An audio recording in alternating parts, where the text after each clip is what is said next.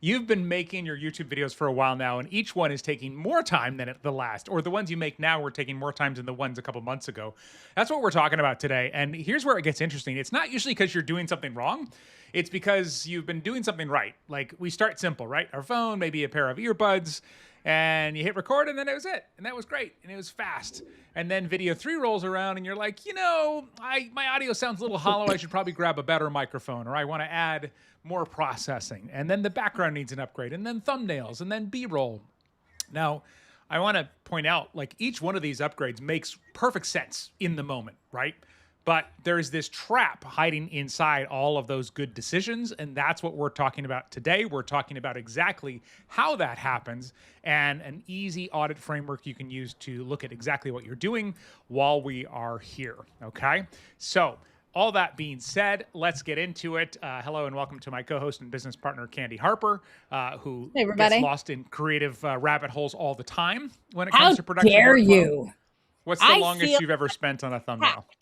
That is not anyone's business. I like to keep my private life private. Thank you very much. Well, it does depend, because this is and this might be some people who are watching right now too. I have one idea, develop that idea, and I go, it's not as good as what's better? And then I start with an entirely new jumping point. So the first idea inspires me to do something else. So I don't think that I'm spending, in my logical brain, I'm not spending a lot of time on one thumbnail. I've actually created 4, okay? So, exactly. But that's what I do in my brain. So, And you have luxury of doing that sometimes that not everybody has. So yes. Other times I set myself a timer, because I know, like, I have 30 minutes to get down and dirty and grind something out. And so I'm not going to go over 30 minutes on this particular creative project. But I have had to learn to do that over years and years of experience of working in the media, working with all sorts of types of art forms. So let's get started with this. If you can estimate for people watching, how long... let us know in the chat right now, how long did your early videos take versus your more recent ones? Not your very first video, because obviously that probably took a long time, especially if you were learning editing or something like that. But early ones compared to now. And I know it can be hard to measure unless you're somebody who tracks all their time. Like, I couldn't give you an accurate number, but I can guess. But let us know in the comments if you've been making videos, early ones versus how long it takes you now, and has it gotten longer or shorter? Because for a lot of us, it gets longer, myself included. It's happening right now with these live streams. So this is our 6th episode of YouTube Backstage. And in the beginning, I don't think Candy has no idea how much time I've wasted on this. In the beginning, it was like... Wait. Wasted? Sorry. You're using the word wasted. That's different. Invested in this. In this creative experiment. But in the beginning, it's like, yep, we're going to go live. We'll have a couple of graphics. It's fine. And then I'm learning about YouTube and YouTube ads and how to have those in your live streams if you're going to incorporate them. And then I'm like, oh, we could have this extra graphic. Or should we have music? Did you know that we have sound effects? Well, I know for my own personal life, I like to have sound effects. Oh, thank you. Thank you. There you go. There's sound effects here. Oh, thank you.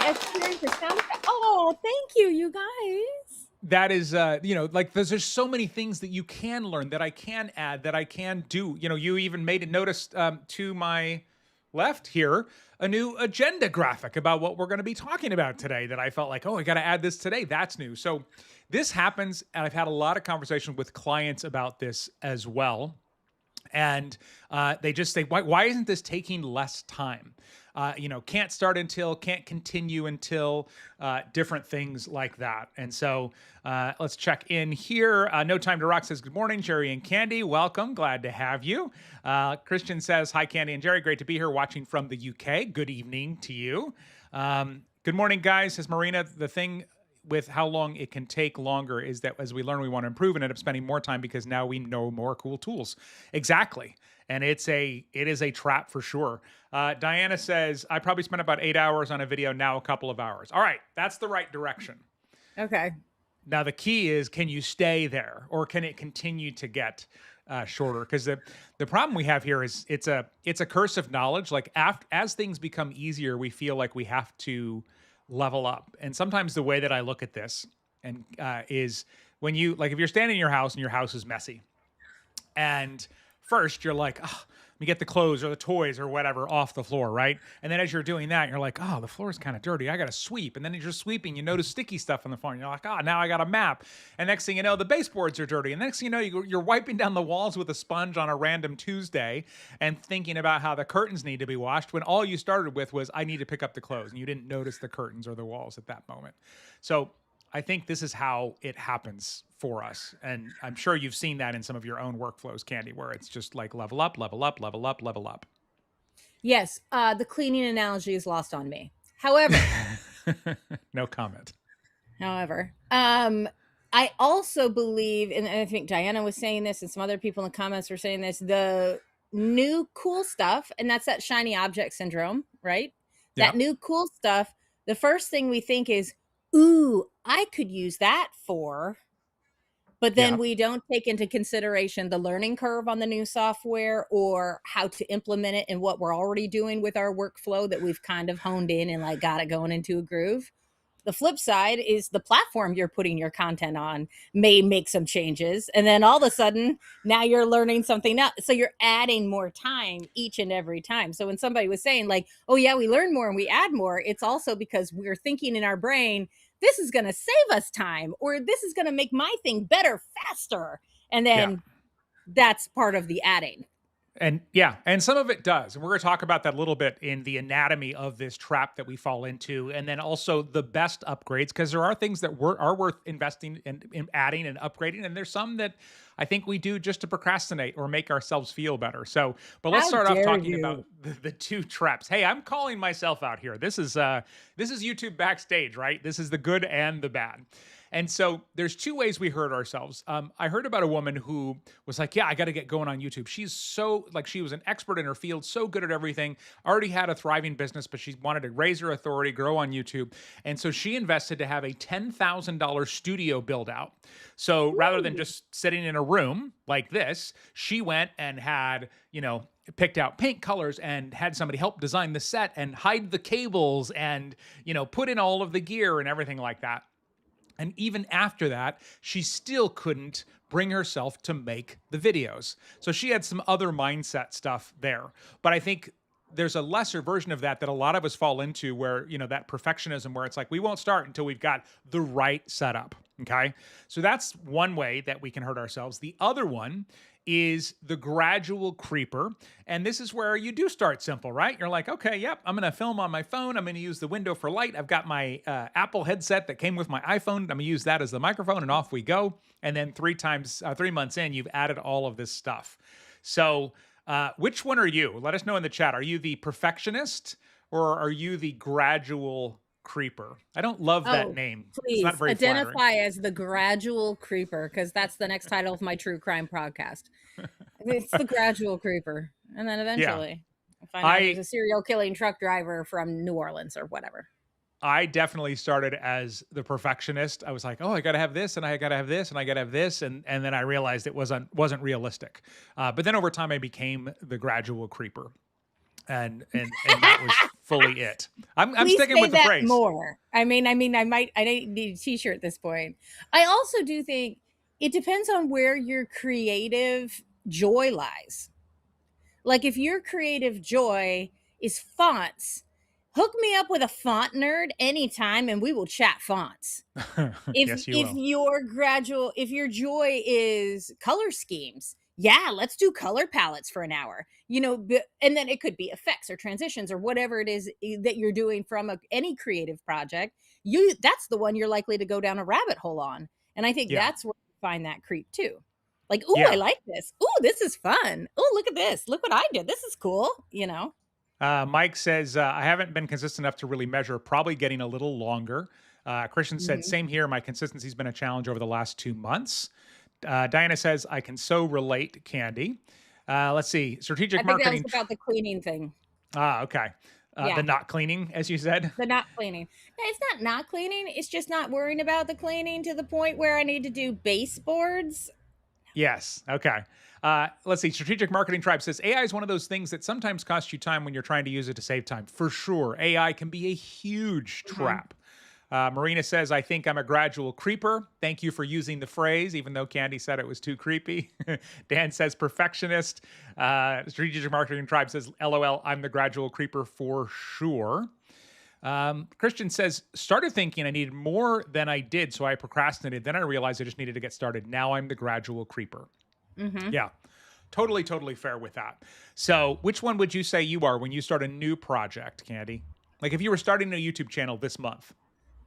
Um, I tend to be, when I'm learning something brand new, I will tend to be a gradual creeper because I feel as if I don't have enough information to put myself out there in the best possible way.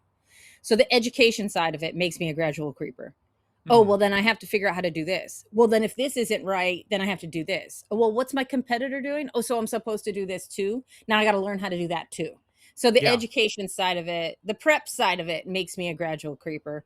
When I get into the creative side of it, it's what I really enjoy creatively. Those specific tasks get me to a gradual creeper mode. I think it's a mode for me. It's not all the time because, oh, yeah, you want me to write up a bunch of SOPs?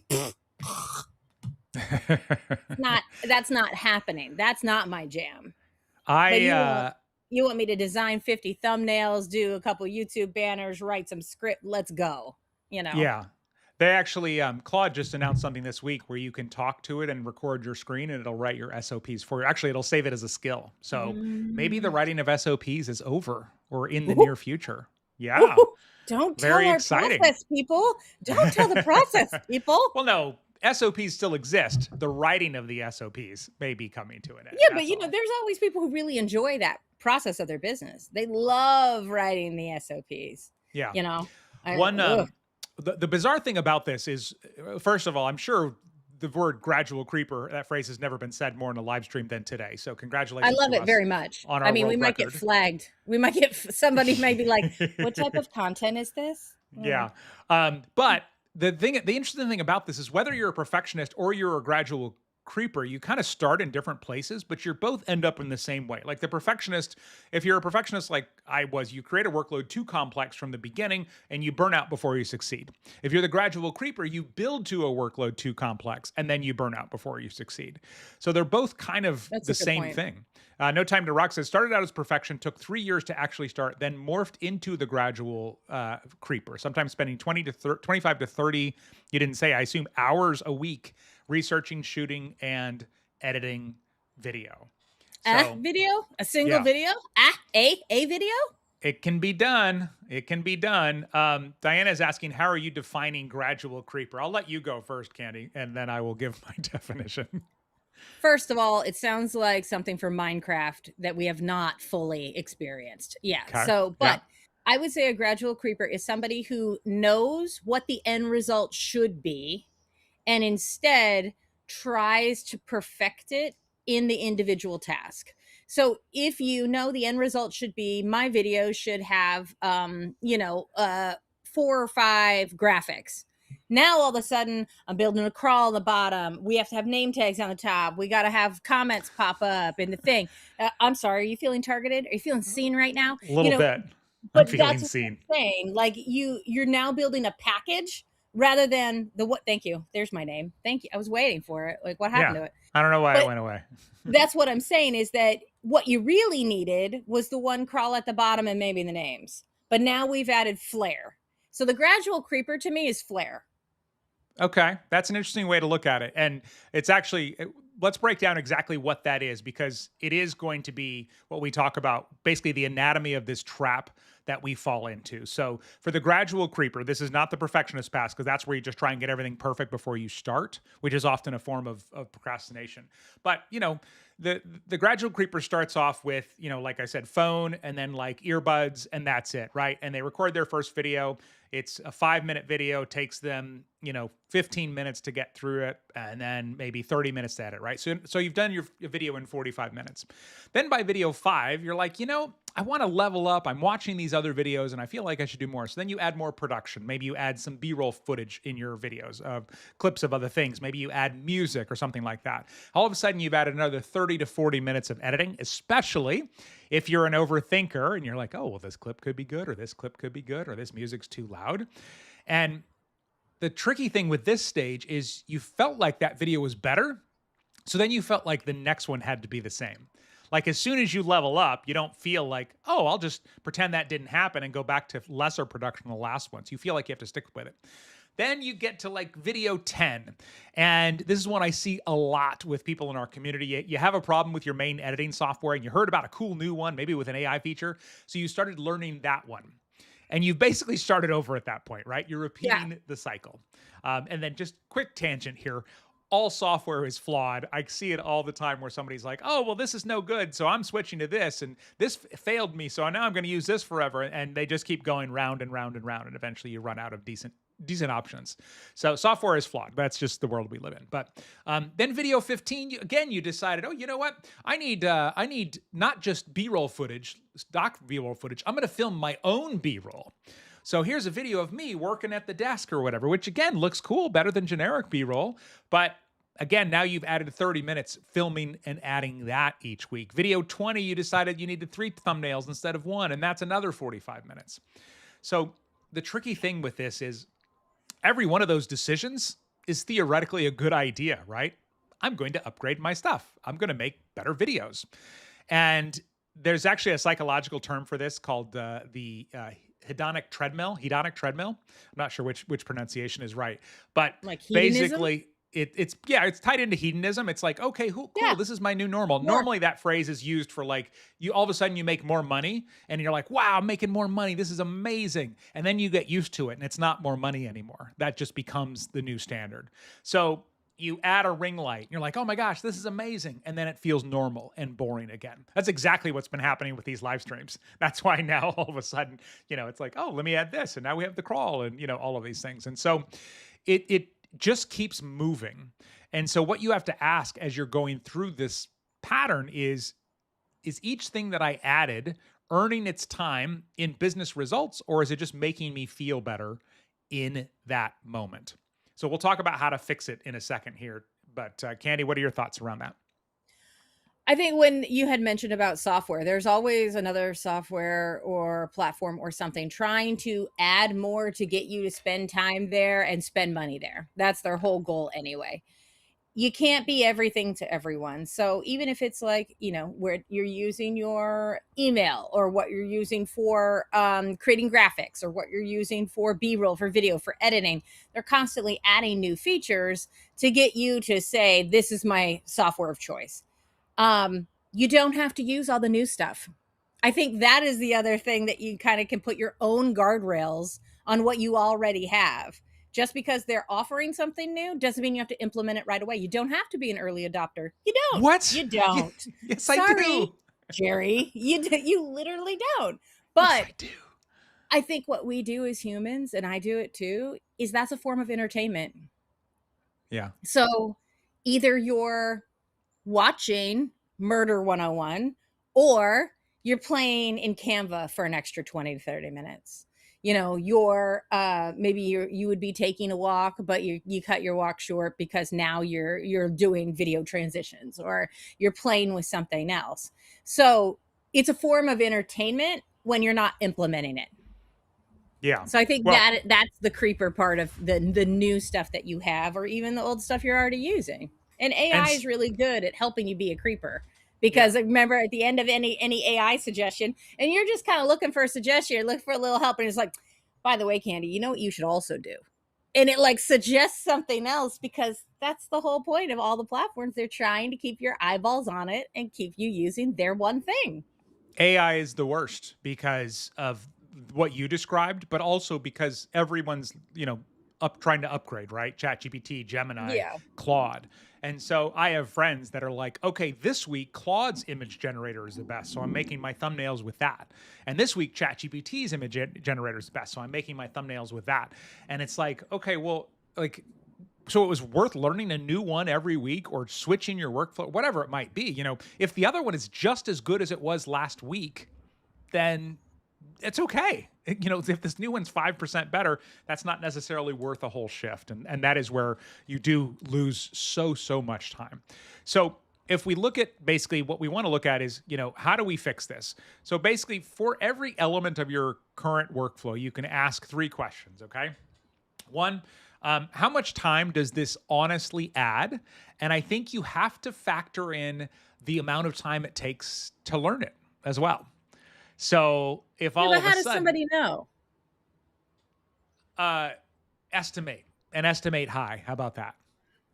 Always estimate high. It's Well, like when I'm trying to get my 16-year-old out of the shower and I know that he has to be at work at 9 o'clock, and I say, "Oh, it's actually 8:30," because I know it's going to take him longer to get out of the shower and get out of the sure. bathroom to get out the door. Yeah. Okay, But if we we're went back to our estimating thumbnail high. example, yeah, if we went back to our thumbnail example, it's like, okay, yeah, now this other tool's better for thumbnails. Well, now you got to use that tool. Or, oh my God, I always say the best editing tool is the one you already know. Like Mhm. changing editing tools is a huge thing. So always stick with what you know, unless it just is no longer serving you. But then you have to factor in, okay, this is going to actually take quite a bit more time. If you were going to go to from one thumbnail to three thumbnails, let's say that you were making every week, you could So we could easily test them. say, yeah, you could easily say, it's gonna take three times as long. Realistically, well, depending on how many changes you're making, it might take more than three times as long, right? Because now you're figuring out not just different ideas, but how to differentiate. And for everybody, when we're bringing up when Potter's bringing up thumbnails over and over and over again, usually the reason why he's doing that is because that is one of the things that I really enjoy doing, because I create Jerry's very normal thumbnail that he wants, and then I make my weird ones. And so we go back and forth on where will the weird one, and I just call it the weird one because they're usually just a little off. Will the weird one work better than the best practices version? And Yeah, that's us experimenting and strategizing. But I know if I'm going to make a weird one, that's going to take me more time. yeah. Well, and that's also the one that I know. Yeah. Um, Marina says last night I wanted to accomplish one video sweeping. To go back to our cleaning analogy, I ended up Mm-hmm. spending 5 hours scraping sticky floors and dusting, mopping. LOL. That's how it felt. Yeah, there you go. No Yeah. Time to Rock says I spend more time admiring my Premiere Pro plugins than I spend actually using them. Oh, that was me in Adobe. Oh, for sure. Yeah. Yeah. Oh, I'm gonna download this. I'm gonna use this. I'm gonna use this. Did You I mean in ever Photoshop? use? Oh yeah, Yeah. Photoshop across the Yeah. board, and also like video transitions, effects, filters, a lot of fonts. Like a lot of like I have a lot of fonts, All the and fonts. but when you're talking about YouTube and you're talking about a specific platform, not all the fonts work. They just don't work. They don't show up well. They don't translate well for people seeing it fast and small. So, do I need all the special cutesy fonts? No, No, but but I you got them enjoy it. all. Yeah. Yeah.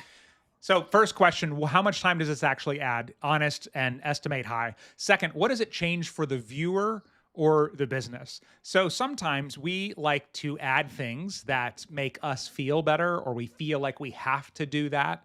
I can't tell you how many times this year a business owner has said to me, like, well, I have to have B roll footage in my videos so they look professional.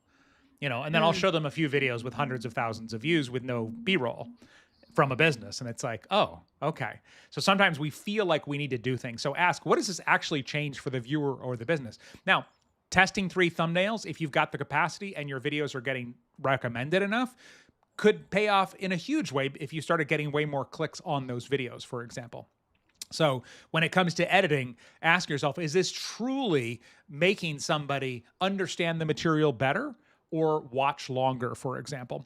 And then the third question is, would anyone notice if you stopped doing it? And this is the one where, our ego can sometimes take a kick in the teeth. Like, let's say that, here, I'll turn it off right now. Let's say I turned off the crawl, right? The crawl's not there this week. Do you think anyone who comes and watches this show or watches the replay is going to be like, What is this B grade type of nonsense? where was the crawl? Nothing was moving except you guys, right? No, nobody's going to notice. In Did fact, you guys even prepare for this? Would you just show up and like at your campsite and start net? I think the third week we did this show, I forgot to update the text in the crawl. So it wasn't even accurate. And guess what? Nobody noticed. So the crawl is there for me.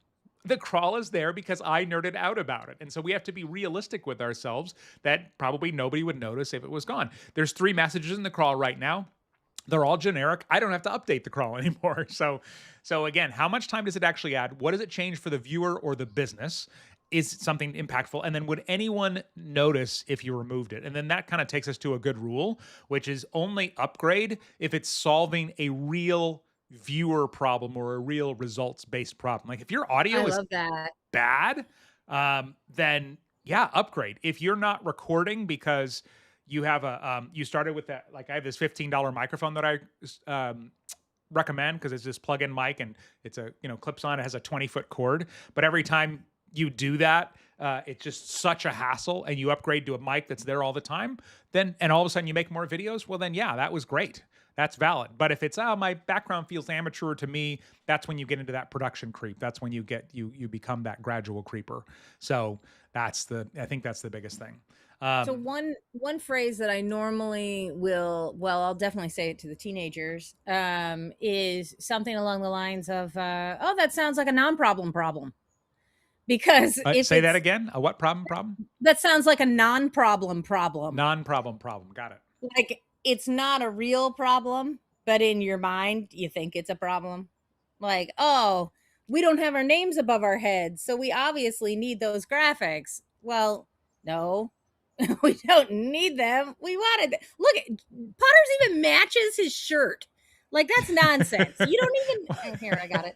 You don't even need to have it match your shirt, but he does. Let's not act like I'm changing the graphic every week to match my shirt. Oh, now I No, think, he let me just write likes that down. that. That's a great Write idea, it down. Candy. Thank you. That sounds like a non-problem problem. That is some gradual creep. That is the ultimate example of gradual creep right there. Right. Like it's cool in your own mind. So you're like, oh, that's cool. I'm going to do that. But like, it's for you. Yeah. Yeah, absolutely. It's like a 1-year-old birthday party. It's for you. It's not for the 1-year-old. That's a great analogy. So we'd love to know in the chat right now, what have you added since you started, and was it worth it? Could be something new you started adding to your videos, the way you edit them, a tool changed, light, sound, camera. What did you upgrade, and was it worth it? Because we're going to talk about what the best upgrades are here in just a second, and would just kind of love to know, like, what have you upgraded from the beginning, if anything? I can tell you, for me, I have upgraded a lot because I started with my phone and that $15 microphone and a window for light. Now I have a microphone that's in place. I have a camera that's in place. I've upgraded my software because the software I use now, Descript, didn't exist when I started. I wish it did. You have a teleprompter? I do have a teleprompter. I don't really use it for my YouTube videos. I do use it to have the agenda for the live streams. I use it to keep eye contact on Zoom calls. But and I think those things have all been worth it. And I'll tell you why in a second when we talk about the best upgrades that you can make, because some of them are worth it and some of them are not. And there's a real easy way to look at it. Outside of that, I've played with adding music to my videos in some of them, and I don't know if that helps or not because I'm not consistent enough to go, wow, since I added music, my retention went up. I outsourced and hired an editor, a full-time editor at one point. That turned out not to be worth it, which is why, I still don't have one. And I'm back to editing my own stuff. So it's always an experiment, without question. Speaking on, I do think, I know we're going to talk about how to fix the creep and one thing, like kind of your own sort of guardrails. Mm-hmm. I mean, I really hate it when people, I don't want to say that now. Oh, well, I hate it. You don't want to put it out there. Well, I hate it when people give the advice that just stick to the basics, because it's not unhelpful, but it's like so vague, it's not helpful. Does that make sense? Like if you stick to the basics and it's, can I see you? Can I hear you? How are you delivering it? And it's clear, that's going to resonate if it's good content. So it's like, those are the basics, but it's like, you can't really just be vague about it and say, stick to the basics, because with everything we have access to now and how cheap how cheap some of it relatively is, the basics have leveled up. Yeah. Well, so now when I say stick to the basics in a second, I'll give specific examples now that you've called that out. Because it's like, it's not unhelpful, but it's kind of like, it's like the people who say, just start, just do it. Yeah. Diana says, but changing colors on the name text is pretty cool. See, now I have to do it, See? Diana, No, now that we've had Diana, that. see, this is the gradual creeper sticking out. You're like, "Yeah, And but it's kind of fun. You can do it though, right?" Dan's Yeah. got a suggestion for you, Candy. You could change the fonts on the live See? stream every single No. week. No. No, no, no. No. I can. I can. Am I going to? No. I'm not going to. Good, good, because I you don't want to be a might. I gradual might creeper. do it in secret and just see if anybody notices for funsies.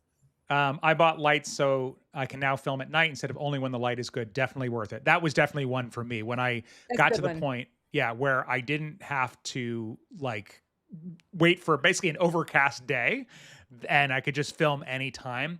That was a huge game changer because it was like, okay, here's this sweet spot on an overcast day. I can get this block of time to film.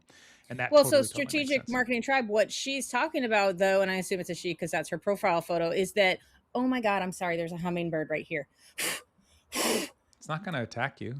No, I know, but it's like sitting on my ring light. I don't want to hurt. Okay, it's gone. It's on your Sorry. ring light. Yeah, it's gone. Sorry. Okay. Hummingbird attack. But what she was saying was very specific to her schedule and getting the product out. She could record at night now. Yeah. So she was adding that flexibility. So I totally agree. Something like that, lights to where it's all even now. You're recording the same. The setup is the same. That's helping her get her video out instead Yeah. of saying, "Oh, I can only record between the window of 10 and 2." So that I think would be a great fix for people to look at their own schedule and see what really would fit into there. So I think that the best upgrades, there are some upgrades that add time to your workflow and never go away. And there are some upgrades that instantly improve things without taking any more of your time.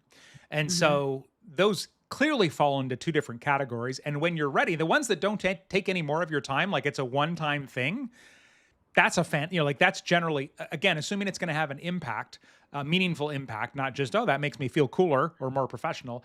I think those are always great. So for examples like upgrades that add time that never go away, deciding your videos need music or more graphics, like it's hard to strip those things away once you add them. And even if you get faster at adding them, it's always going to take time. So you have to really consider, is this worth it?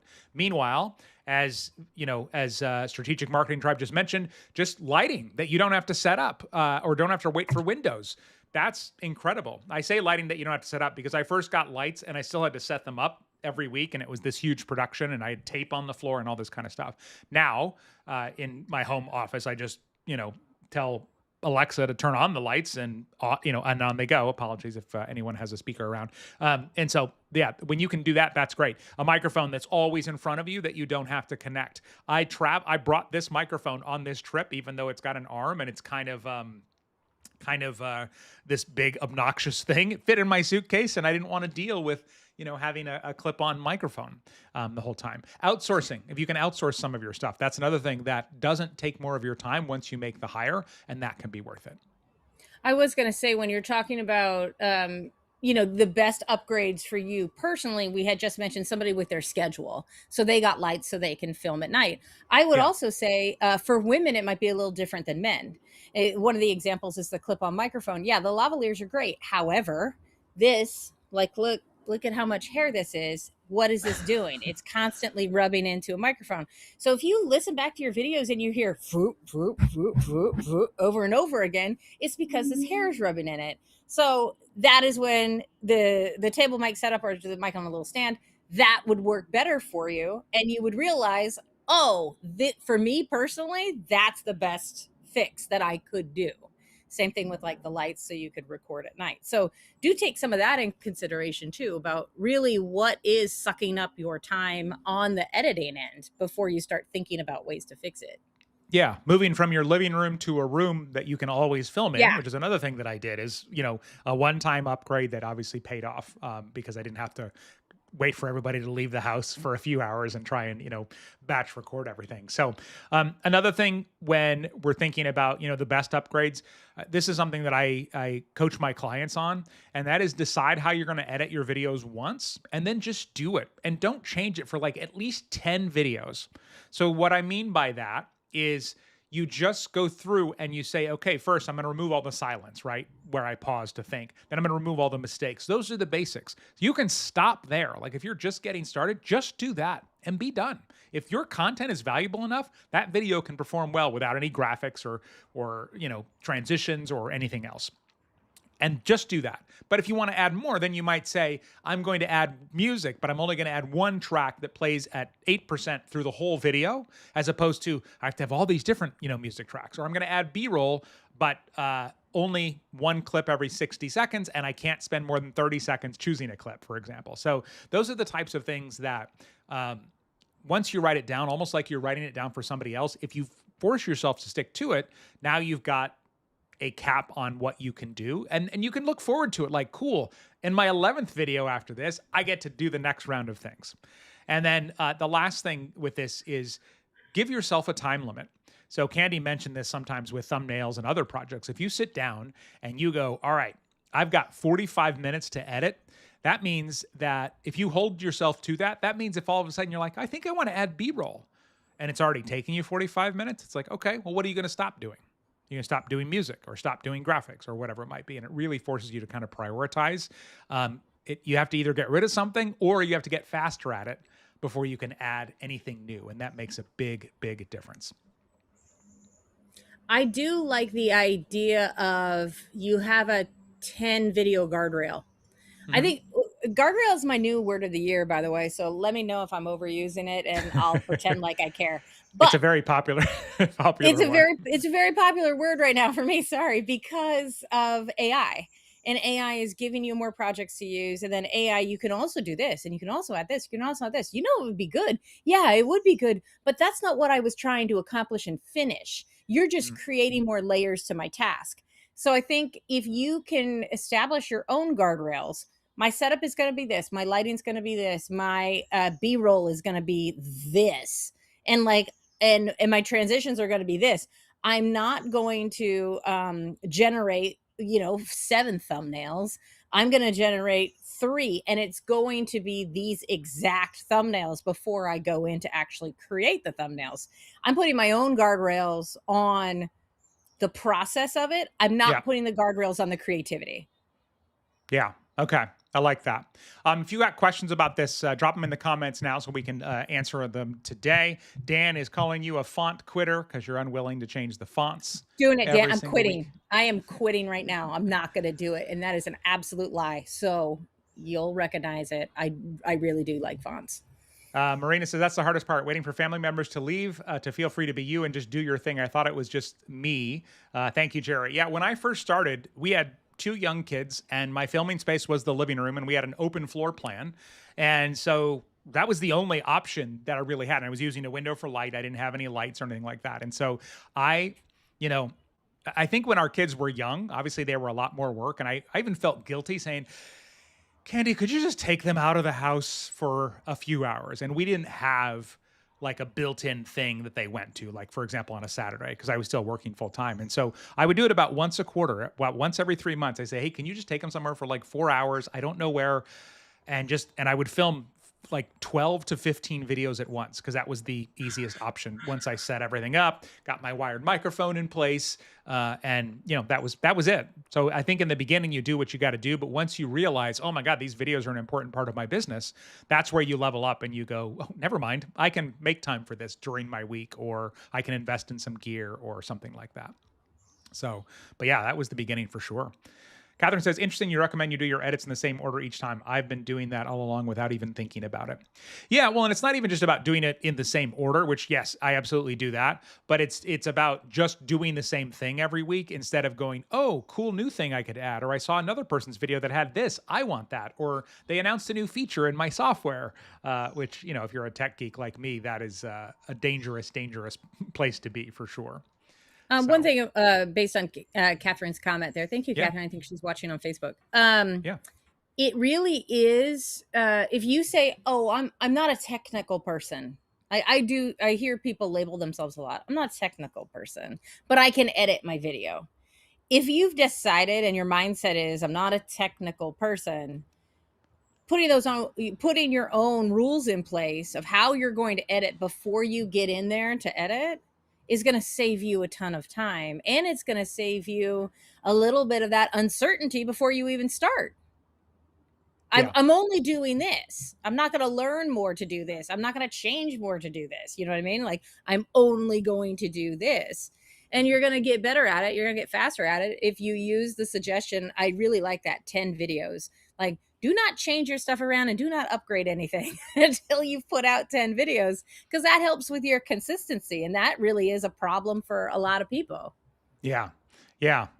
Let's see. My big win this week is learning that Descript Underlord, I think you mean, is can do some things I was struggling with manually. It saved me hours because those additional tasks take me forever. Yeah.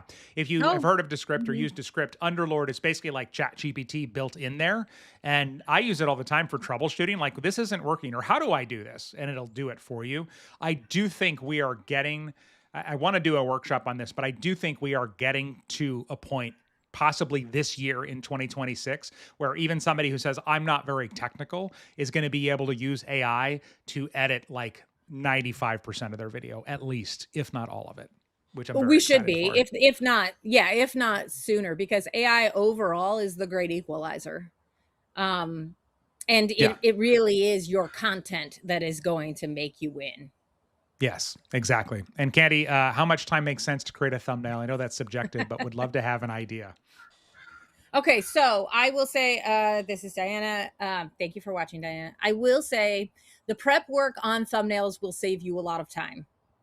Having your photos of you and your headshots and the photos that you like, and in a generic like type of shirt, because usually thumbnails are like waist up, having those ready to go will save you a lot of time on the front end, and not a lot of people have that. So if you do have those photos of you ready to go, that saves a lot of time.